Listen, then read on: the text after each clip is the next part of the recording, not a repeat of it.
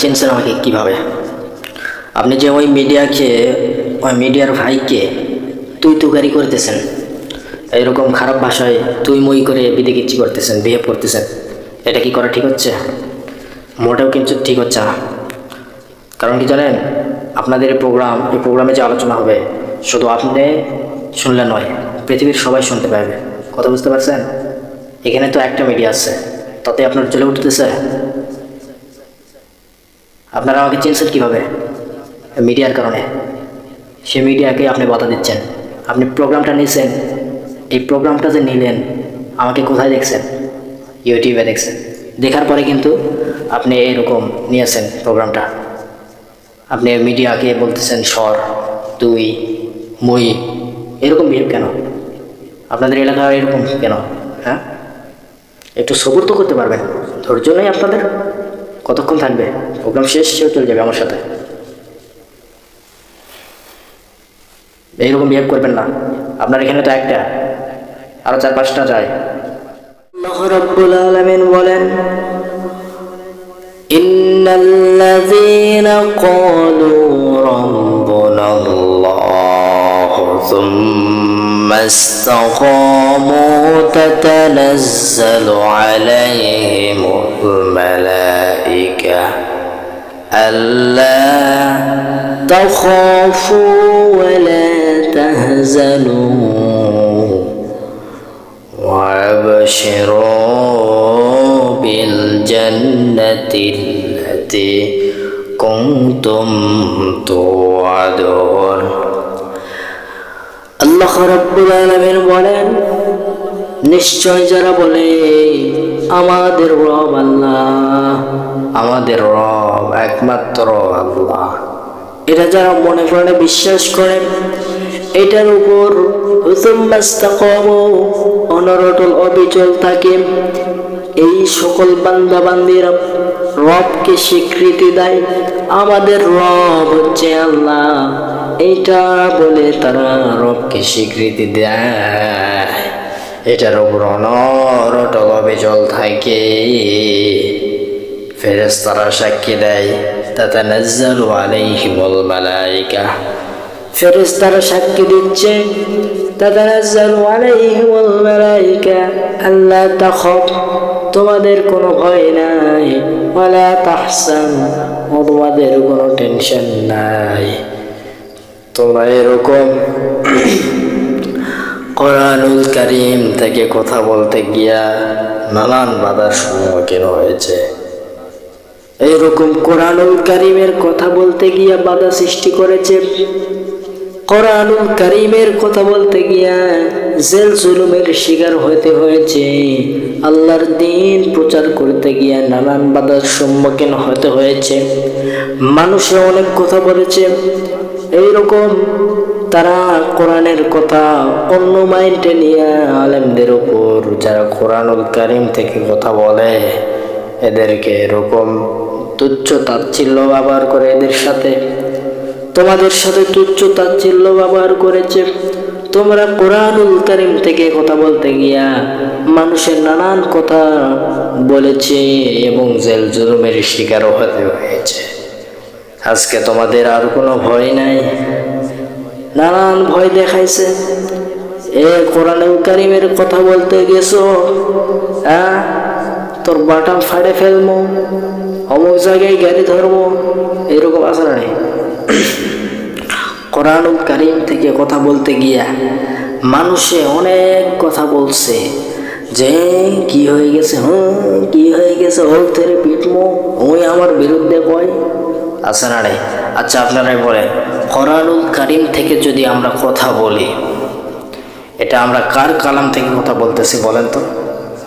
আল্লাহর কালাম থেকে।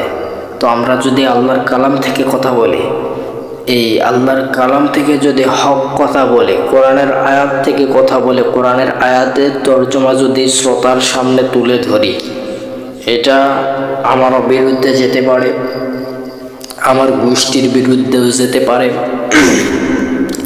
এটা আপনার গোষ্ঠীর বিরুদ্ধেও যেতে পারে, এই মহল্লার মেম্বারের বিরুদ্ধেও যেতে পারে, এই মহল্লার চেয়ারম্যানের বিরুদ্ধেও যেতে পারে, এই মহল্লার আরও দলদলীয় ব্যক্তিত্ব যারা করেন তাদের বিরুদ্ধেও যেতে পারে। এটা আবার মাইন্ডে নিয়ে অনেকে আলেমদেরকে তুচ্ছ ব্যবহার করে, আলেমদের সাথে আলেমদেরকে সম্মান করে না, আলেমদেরকে অপমান করে। এরকম আছে আর নাই বলেন তো? আছে। সম্মানিত হাজির, আলেমদেরকে এরকম আমরা দেখেছি। সাবেক প্রধানমন্ত্রী জেনে ছিল হাসিনা আপা, তিনি আলেমদের সাথে কেমন অত্যাচার করেছে আমরা সোশ্যাল মিডিয়ায় সবাই কিন্তু দেখেছি, ঠিক কিনা বল? আমরা সকলেই দেখেছি। সোশ্যাল মিডিয়ার যুগ এখন, ইউটিউবে দেখে থাকি আমরা। রফিকুল ইসলাম মাদানী নাম শুনছেন নি? তিনি কিন্তু ছোট হলেও কাঁচা মরিচের ঝাল বেশি, মানে এক কথায় কি ছোট মরিচ এটার ঝাল বেশি, ঠিক কিনা বল? আমাদের আলেম ওলামাদের মধ্যে এরকম ছোট ছোট বক্তা আছে, কিন্তু এই ছোট ছোট মরিচ, এই ছোট ছোট বক্তার ভিতরে এমন কিছু আছে যা শুনলে আপনাদের গা জ্বলে উঠবে। কিছু কিছু মানুষের বলে না কাঁচা মরিচের ঝাল বেশি, ছোট মরিচের ঝাল বেশি, তেমনি করে ছোট মরিচ যেগুলি রয়েছে আলেম ওলামা, এরা ডেঞ্জারাস, এদের কিন্তু ঝাল বেশি, কথা কিন্তু তাজা, সেই রকম কথা বলতে পারে। কথা বুঝতে পারছেন সম্মানিত আমার ভাইরা? এই যে কোরআনের হক কথা বলতে গিয়ে নানান বাধার সম্মুখীন হতে হয়। অনেকে বলে তুই কি হয়ে গেছে, তুই ধরে পিটমু, তুই আজকে আমাকে ইমামত লিয়া এই কথাগুলোকে, তুই আজকে আমাকে মেম্বার রাখলে কথাগুলোকে, তুই আজকে আমার বড় ভাই চেয়ারম্যানের দাঁড়াছে, এটা নিয়ে তুই কোরআনুল কারীমের ময়দানে কথা বলবো কে? আরে ভাই, কোরআনুল কারীম থেকে কথা বলা হচ্ছে, এটা আপনার বিরুদ্ধেও যেতে পারে। এটা আপনি মাইন্ডে নেবেন কি নেবেন না, নেবেন কি নেবেন না, সেটা দেখার কোনো বিষয় নেই। কথা বুঝতে পারছেন? আমরা চাই এই পার্লামেন্ট কোরআন দিয়ে চলুক। এটা চান কি চান না, দু হাত তুলে দেখিয়ে দেন, আমরা সবাই চাই। তো মূলত আমরা কোরআনুল কারীম থেকে কথা বলতেছি, কারো বিরুদ্ধে যেতে পারে, গায়ে লাগতে পারে, দেখার কোনো বিষয় নেই। কথা বুঝতে পারছেন? নানান সম্মুখীন হতে হয়। এরপর ফেরেশতারা বলতেছেন তাতানাজ্জালু আলাইহিমুল মালাইকা, সাক্ষ্য দিচ্ছেন ফেরেশতারা, আল্লাহ তাখফ, তোমাদের আর কোনো ভয় নাই। দুনিয়াতে অনেক লাঞ্ছিত তোমাদের হতে হয়েছে কোরআনুল কারীম থেকে কথা বলতে গিয়া। অনেকে অনেক কথা বলছে, হক কথা বলতে গিয়া বাধা সৃষ্টি করেছে, নানান কষ্টের সম্মুখীন হতে হয়েছে। আজ তোমাদের আর কোনো কষ্ট নেই, তোমাদের আর কোনো টেনশন নেই, তোমাদের কোনো ভয় নেই, তোমাদের কোনো টেনশন নেই। আল্লাহ তাখফ, তাখফ শব্দের অর্থ কি বলেন তো? ভয়, ভয় নেই। ওয়ালা তাহজান, তোমাদের কোনো টেনশন নেই। ও আবশিরু বিল জান্নাতিল্লাতি কুনতুম তুআদুন, সুবহানাল্লাহ বলেন। তোমাদের জন্য রয়েছে সুসংবাদ প্রাপ্ত জান্নাত, সুবহানাল্লাহ। দুনিয়াতে নয় 53 বছর বা 40 বছরই নয় বাঁচলাম, এই 40 বছর বা 53 বছরে যদি হক কথা বলতে পারি, তে এই হক কথা বলার দ্বারা যদি বাধার সম্মুখীন হতে হয়, তো 40টা বছর, তো এইটুকু জিন্দগিতে ভয় দেখি আমাদেরকে লাভ কি বলেন তো? লাভ নেই তো, মৃত্যু হবে। এই মৃত্যু আপনাকে কাবু করে ফেলবে। আপনি আজকে আলেম ওলামাদেরকে এরকম তাওয়ালিং মারতেছেন, এই তুই কি হয়ে গেছো, আছে না? বাধা দেয় কি দেয় না? বলে, তুই কি হয়ে গেছো রে, তুই এটা কি বলিস? হচ্ছে না রে, হক কথা বলতে হবে, সদা সর্ব অবস্থায় হক কথা বলে যেতে হবে।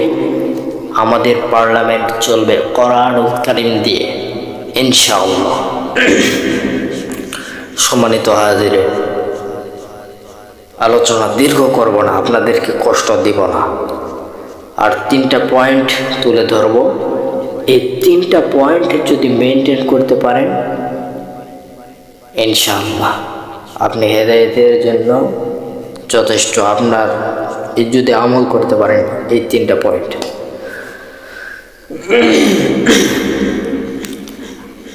সম্মানিত হাজিরিন, আল্লাহ রাব্বুল আলামিন 3টা শ্রেণীর ব্যক্তিদেরকে দিয়ে জাহান্নামটা উদ্বোধন করবেন।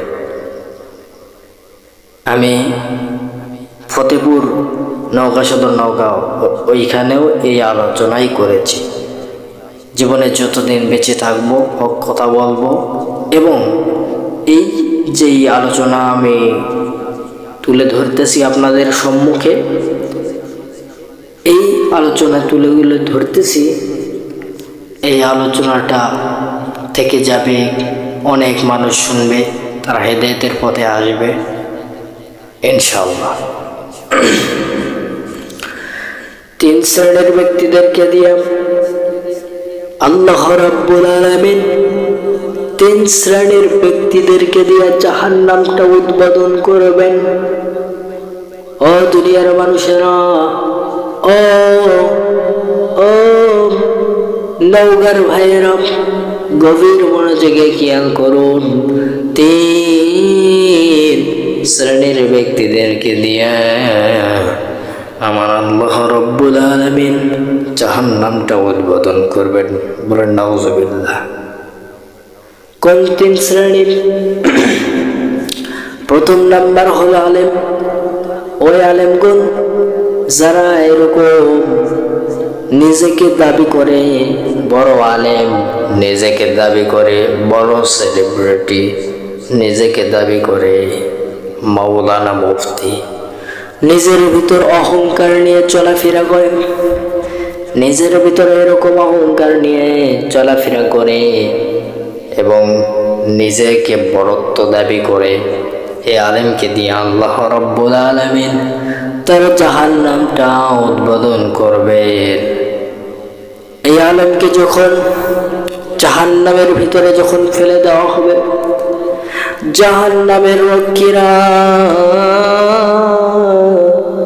এইরকম তাদেরকে, এই যে আলেম যারা রয়েছে, যাদের মনের ভিতরে এরকম চিন্তা চেতনা রয়েছিল, দুনিয়ার জমিনে এইরকম চিন্তা চেতনা ছিল, আহারে মানুষ আমাকে বলবে বড় আলেম, মানুষ আমাকে বলবে বড় শায়েখ, মানুষ আমাকে বলবে বড় মাওলানা, এই আশা, এই চিন্তা, এই ফিলিংসটা তার অন্তরের ভিতরে ছিল, থাকার কারণে আজকে আলেমদেরকে নিয়ে জাহান্নামের রক্ষীরা এরকম বেরি পড়ায়া, লকাপের মতো বেরি পড়ায়া তাদেরকে জাহান্নামের দিকে টেনে টেনে নিয়ে যা ফেলে দেওয়া হবে, জাহান্নামের ভিতরে যাবে। এরা আল্লাহ রাব্বুল আলামিনকে প্রশ্ন করবে, আল্লাহ, আমরা তো দুনিয়ার জমিনে আলেম হয়েছি, তোমার দিন প্রচার করেছি, কোরআনুল কারীম থেকে আলোচনা করেছি, আজকে তাও কেন আমাদেরকে জাহান্নামে ফেলে দিচ্ছেন? ও আল্লাহ, কেন আমাদেরকে জাহান্নামে ফেলে দিচ্ছেন? কেন ফেলে দিচ্ছেন আল্লাহ? আমরা তো তোমার কোরআন থেকে কথা বলছিলাম, দুনিয়ার জমিনে যারা হেদায়েতের পথে আসে নাই তাদেরকে হেদায়েতের পথে আনার চেষ্টা করেছি। আল্লাহ, আমরা তো তোমার কোরআনুল কারীম শিখেছি, এরপর দ্বীনের দাওয়াত প্রচার প্রসার করেছি, তবে আমাদেরকে কেন আজকে জাহান্নামের ভিতরে ফেলে দেওয়া হচ্ছে? তখন আল্লাহ রাব্বুল আলামিন এটার উত্তর দিবে, আহারে তোরা আলেম ছিলি, ওই আলেম ছিলি, তোদের মনে এরকম, তোদের মনে অন্তরে এইরকম ফিলিংসটা ছিল, আহারে তোরা দিন প্রচার করছিলি কিন্তু তোদের মনে এইরকম চিন্তা চেতনা ছিল, মানুষ তোকে বলবে বড় আলেম, মানুষ তোকে বলবে বড় মাওলানা, এই আশা এই ফিলিংসটা তোর ভিতরে ছিল, তা থাকার কারণে আজকে তোকে জাহান্নামে ফেলে দেওয়া হচ্ছে। নাউযুবিল্লাহ। দেখছেন, আলেম হয়ে জাহান্নামে কেন গেল?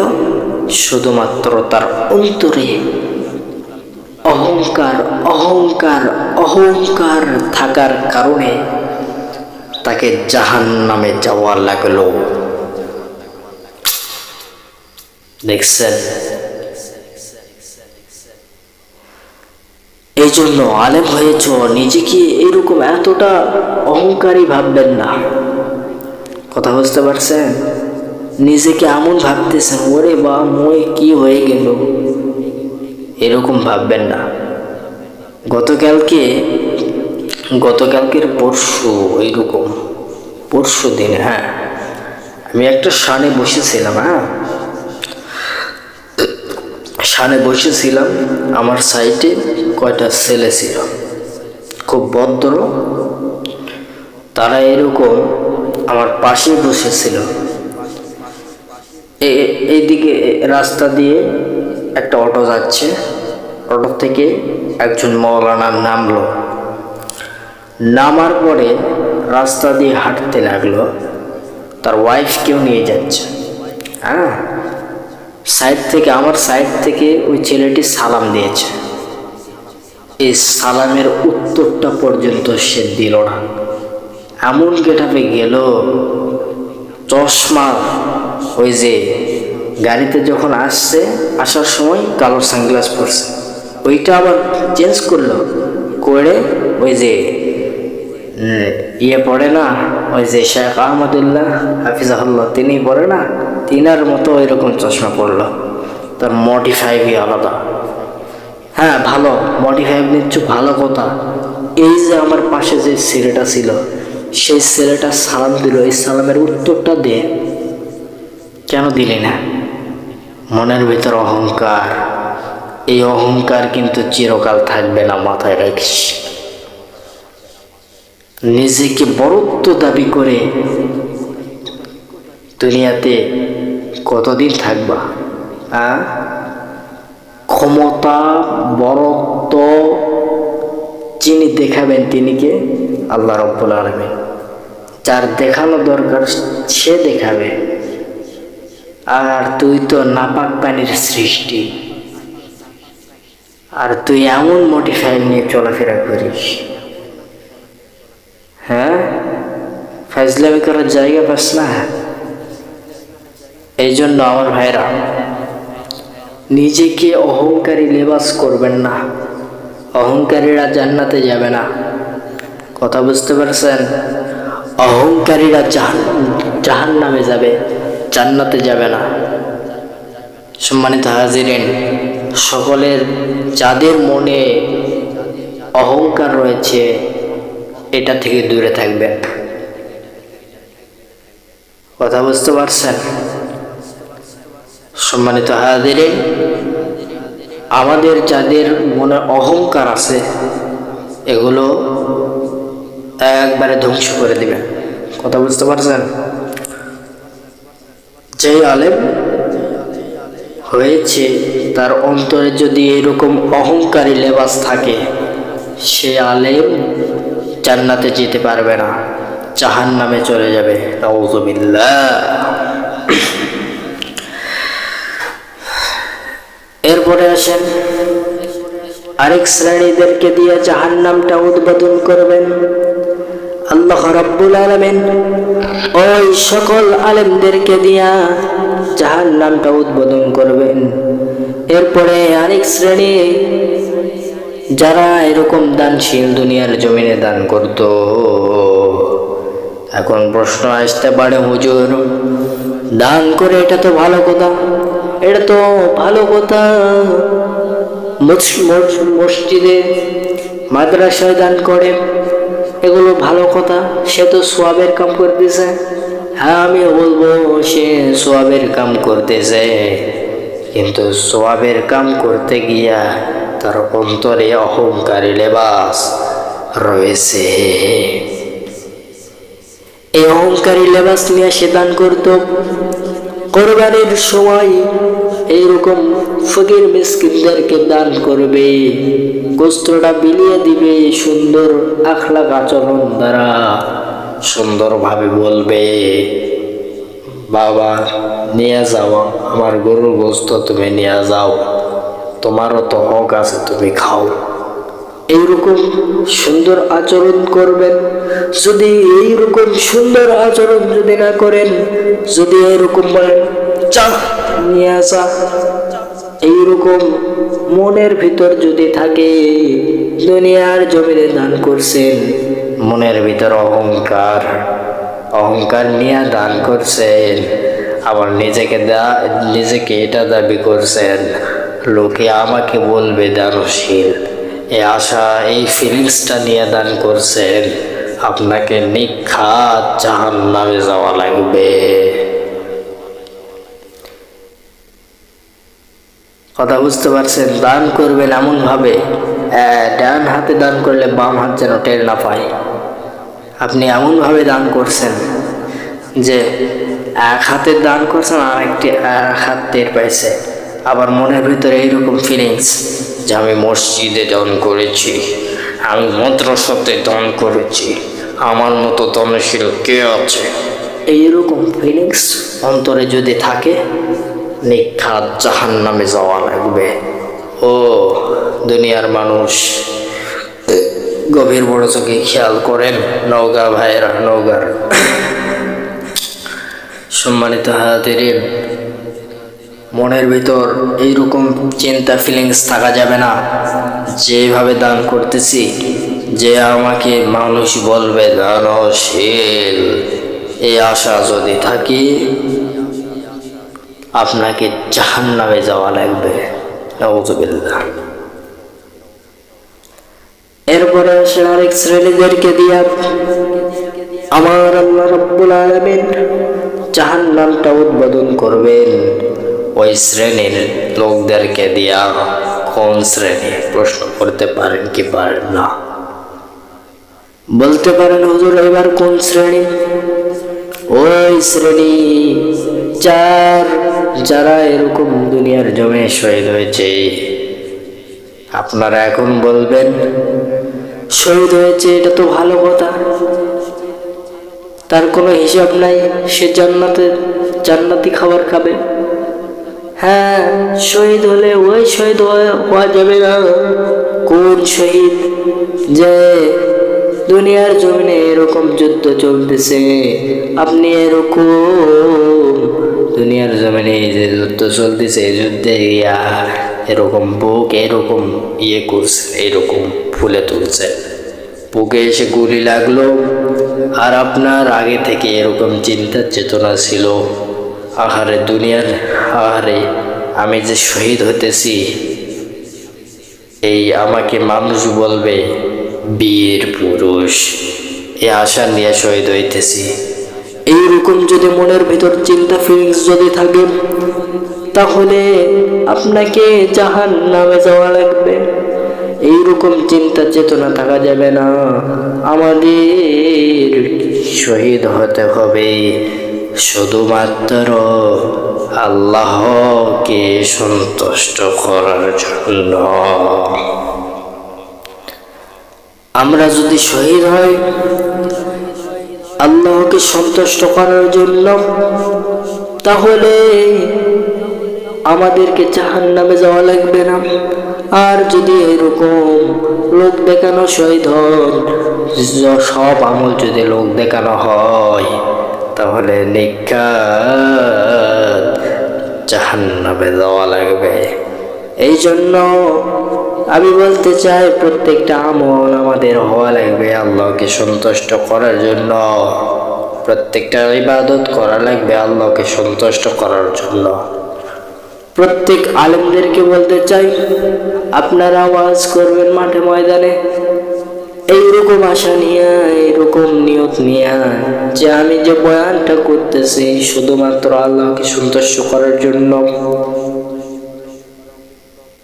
এই যে বয়ান শুধু করে যাচ্ছি, শুধু তা নয়, এইটার উপর নিজেকে অনড়টল অবিচল থাকা লাগবে।